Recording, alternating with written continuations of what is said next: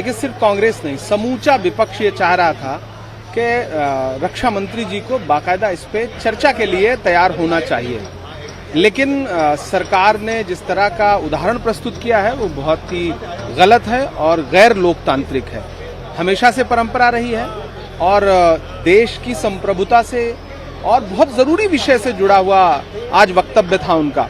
समूचे विपक्ष ने ये मांग शुरू में ही की कि चर्चा कीजिए, चर्चा के लिए नहीं तैयार हुआ सत्ता पक्ष। और उसके बाद जब क्लेरिफिकेशन के लिए कहा गया तो क्लेरिफिकेशन के लिए भी रक्षा मंत्री जी तैयार नहीं और सीधे उठ करके चले गए। ये एक बहुत ही संसदीय परंपरा में ये गलत उदाहरण है। दूसरी महत्वपूर्ण बात यह है कि जब रक्षा मंत्री को बयान देना था 12 बजे, तो उससे पहले गृह मंत्री का आकर के बयान दे देना यह दर्शाता है कि मौजूदा समय में सारे फैसले सरहदों से भी संबंधित ऐसे लोग ले रहे हैं जो रक्षा मंत्री का कोई मतलब ही नहीं समझते। इसका मतलब जो काम रक्षा मंत्री का है वो दूसरे लोग कर रहे हैं। तो ये उदाहरण जो है वो राजनीतिक शुचिता के लिए अच्छे नहीं।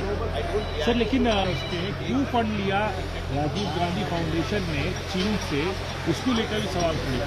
हाँ, नहीं, गृह मंत्री जी का और पूरी भारतीय जनता पार्टी का काम ही है, जब आप उनसे चीन पे सवाल पूछेंगे तो जवाब भूटान पे देंगे, भूटान पे पूछेंगे तो नेपाल पे देंगे। जो खुद 18 बार चाय पी चुके हों, लाल आंख दिखाने का भाषण दे चुके हों, झूला झुला चुके हों, वो आज विपक्ष से कह रहे हैं कि आपके रिश्ते क्या हैं। ये प्रश्न पूछने से पहले ये बताइए कि आप जो है चीन के प्रति इतना ढुलमुल रवैया क्यों अपना रहे हैं। आप जब चीन पे बात करने की बात आती है तो आपकी आवाज जो है वो बड़ी डरी हुई क्यों रहती है। आप तो कहते थे कि लाल आंखें दिखाएंगे, आपने तो कहा था कि ना कोई घुसा, ना कोई आया, ना कोई गया।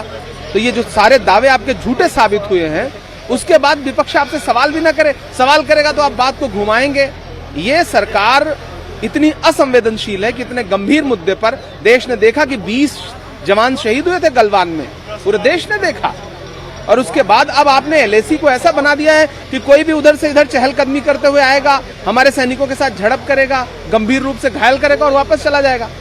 ये कौन सी इच्छा शक्ति है? राजनीतिक इच्छा शक्ति दिखाना पड़ेगा इस सरकार को चीन के खिलाफ।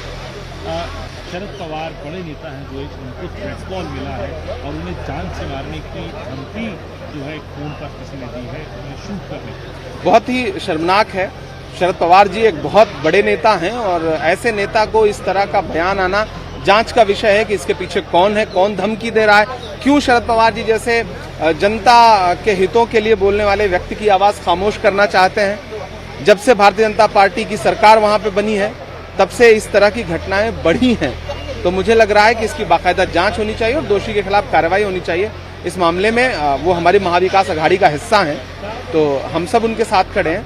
ये बहुत गलत बयान है, जिसने भी इस तरह की हरकत की है उसे सजा मिलनी चाहिए। आखिरी सवाल, पेंट कर दिया गया, इसको लेकर जो दो हिंदू ग्रुप हैं उन्होंने साफ तौर पर आपत्ति ऐतराज किया। घटना पूरी तरह मेरे संज्ञान में नहीं है कि किसने पोता।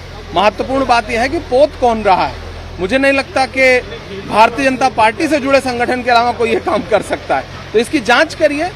मैं हमेशा से कहता हूं कि कांग्रेस पार्टी किसी भी एक रंग के पक्ष में नहीं है। हम तिरंगे को लेकर चलने वाले लोग हैं। हम किसी भी एक रंग के पक्ष में न थे, न हैं, न रहेंगे। देश तिरंगे से चलेगा, किसी भी एक रंग से नहीं चलेगा।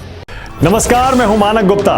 अगर आपको हमारा ये वीडियो पसंद आया हो तो इसे लाइक और शेयर जरूर करें और हाँ, हमें सब्सक्राइब और फॉलो करना ना भूलें ताकि आप देश और दुनिया की कोई खबर मिस ना करें।